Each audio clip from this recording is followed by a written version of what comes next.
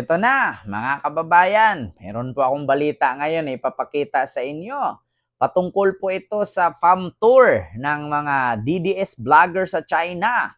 No? At itong balitang ito, mga kababayan, ay galing po ito sa People's Tonight. Actually, ang balitang ito ng People's Tonight ay nanggaling po ito sa kanina po, no? Sa Tri-Committee hearing ay naungkat po sa Tri-Committee hearing itong pag-tour ng mga DDS vloggers, no? Sa pagpunta nila doon sa China at ginastusan daw ng China ang pagbisita, ang tinirhan, pati ang mga pamasahe at pagkain nila doon. Bakit nga ba ginastusan sa China? Ano bang mapapala ng China ng mga vlogger na ito? So ito po, according dito sa People's Tonight, sa kanilang artikulo, nakalagay, sa pagpatuloy ng pagdinig ng House Tri-Committee ngayong Biyernes, Marso 21 tungkol sa pamamayagpag ng fake news at disinformation sa internet, ipinakita ng Joint Committee ang isang larawan na nagpakita ng isang grupo ng mga Pinoy vloggers. Wait lang ha. Mga kababayan, wala. Ipinapakita ng isang grupo, ipinakita ng Joint Committee ang isang larawan na nagpapakita ng isang grupo ng Pinoy vloggers na bumisita sa China noong Mayo 23 hanggang Hunyo 5, 2024. Sinabi ni Attorney Trixie Cruz Angeles, sila ay naimbitahan ng National Radio and Television Administration or NRTA upang dumalo ng seminar tungkol sa epektibong paggamit ng iba't ibang social media platform sa paggawa ng short-form narratives tulad ng Reels, TikTok at 1-minute video ng YouTube.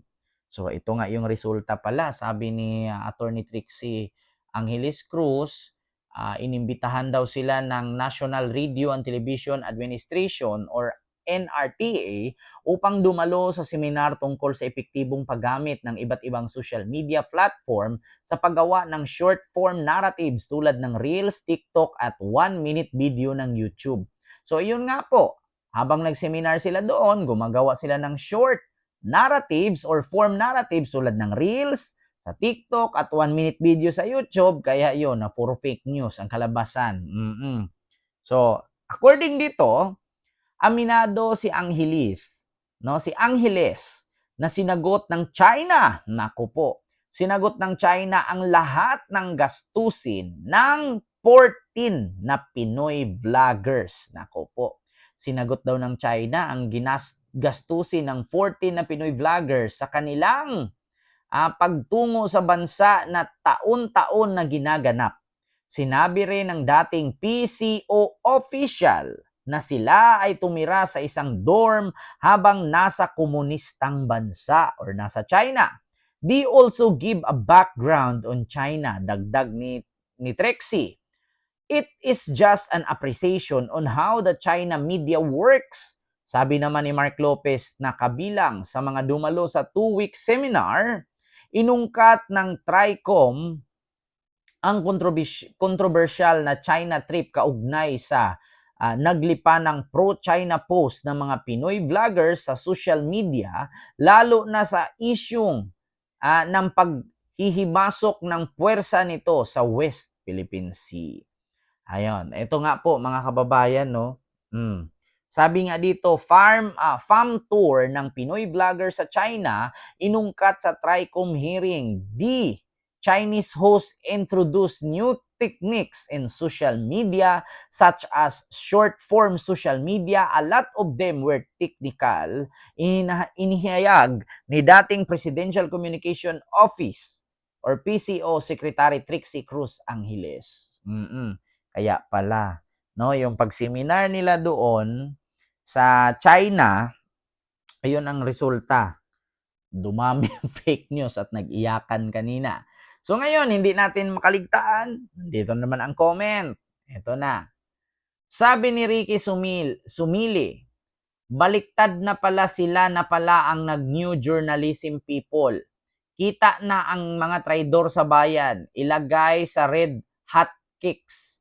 Ang mga iyan dapat banta sa national security ang mga gawa nila at nakikipagbunnayan doon sa China. Hindi mo kami maluloko, Zoraida Sanchez. Sabi. So ngayon, sabi naman ni Jeff Agbayani, makabagong makapili, bistado na. Sabi ulit ni Jed Dorado, kaya pala pumunta ng China, pinag-aralan ng mga 1-minute video sa Reels, sa Facebook, pero ang nilabas, puro fake news. Ayan, sabi ni Chad Forbes, kaya pala ang gulo-gulo na ng bansa natin. Di ba kayo nagkukonsensya sa ginawa nyo? Nagtatraidor yan sa iyong lupang sinilangan at yan ay malaking kasalanan sa mata ng Diyos. Kung sabagay, wala naman kayong kinikilalang Diyos. O sabagay, si Digo nga, pinagmumura ang Diyos eh. Diba? Tapos sigaw ng sigaw yung mga DDS.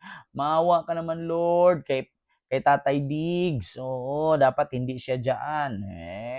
Baka nakalimutan nyo kung paano sabihan ni Digong na stupid God ang Panginoon. Oh, sabi ni Sheila Mi Quarisma, haha, lagot kayo. Ayan, ang bagong taksil sa sambayanan, anyari sa inyo, sabi ni Antonio.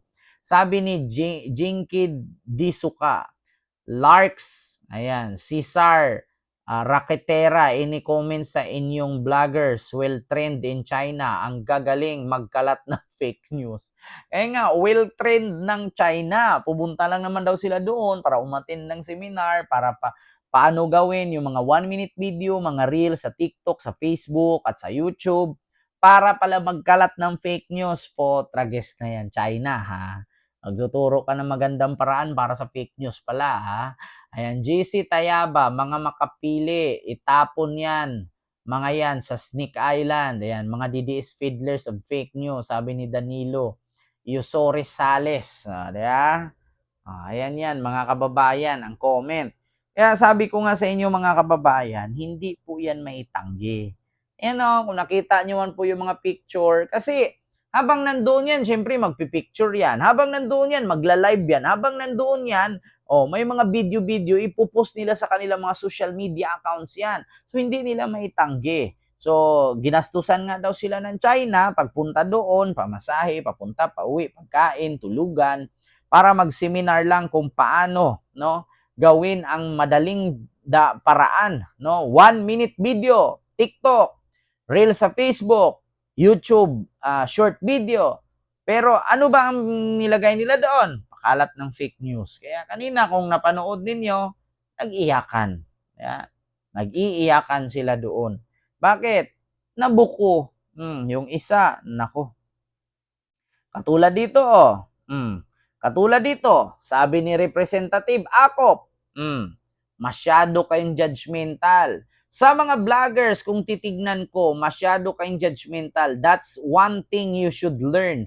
Huwag kayong judgmental. Sabi ni Antipolo City 2nd District Representative Romeo Acop, Vice Chairman ng House Strike Committee.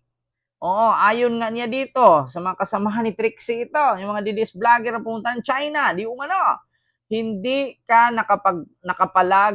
na nakapalag ang isang grupo ng mga vloggers ng sabunin ni Antipolo 2nd District Representative Romeo Acop tungkol sa issue ng palaganap ng fake news sa social media na pakay ng investigasyon ng House Strike Committee ngayong Biyernes, Marso 21. To tell you frankly, I will felt insulted kasi you were referring to me also mga congressman. Sabi ni Acop sa mga vloggers na si Crisette Laureta Chu na isa ring na manunulat ng Manila Bulletin. Ayan. Hindi tulad sa mga unang oras ng pagdinig kung saan ilang ulit na pinagsabihan siya na huwag sumabat habang nagsasalita ang mga kongresista. Tila nabawasan na ang mga komento ni Crisette sa pagsita ng TRICOM sa mga ipinupost ng ilang pasaway na vlogger. I understand, sir. Yan ang sagot. Ang tipid ng sagot ni Chu. I don't think you don't have the right judge to others, sabi ni Congressman Acop. Kaya sabi ko sa inyo mga kababayan, nag-iyakan. Kaya sabi ko sa inyo, yan ba yung yan ba yung siniminar ninyo dyan sa China? para gumawa ng fake news, para gumawa ng reaksyon na short video 1 minute, tas fake news naman. Kaya, kakahiya po kayo. So yun lang mga kababayan, no? Meron palang farm tour ng mga DDS vlogger papuntang China at libre daw ito ng China ni Xi Jinping. Para mag-aral at turuan paano gumawa ng fake news na 1 minute short video from Reels, Facebook, and YouTube and TikTok. Kaya, so yun lang mga kababayan. Huwag kalimutan mag-like, mag-share, at mag-subscribe. At i-follow ako sa aking Facebook page, TikTok account, and YouTube channel. Ito po si Ken Garcia. See you. God first.